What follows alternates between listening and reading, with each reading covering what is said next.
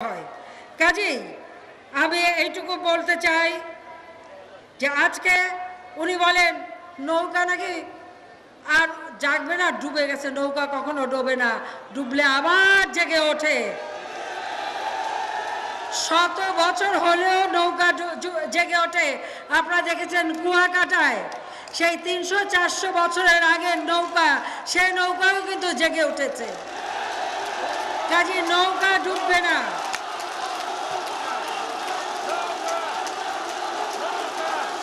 আমি বিএনপি নেত্রীকে বলবো, আমি সাংবাদিকদের বলবো, আপনারা দেখেন নৌকার পক্ষে মানুষের যে উত্তাল তরঙ্গ দেখেন।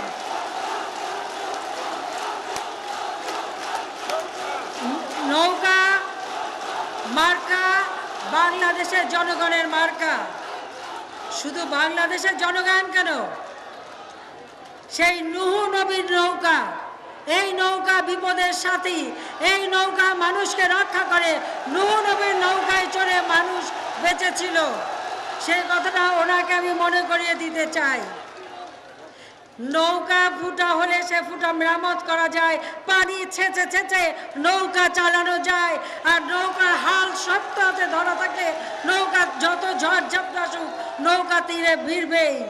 কাজেই নৌকা জেগেই থাকবে, নৌকা ভেসে ঠিক তীরে ভিড়বে। বাংলাদেশের মানুষকে অবশ্যই ওই রাজাকার, আলবদর, যুদ্ধ অপরাধী, খুনি, জঙ্গিবাদ, সন্ত্রাসীদের হাত থেকে বাংলার মানুষকে নৌকা বাঁচিয়েছে, নৌকা বাঁচাবে, নৌকায় তীরে নিয়ে যাবে।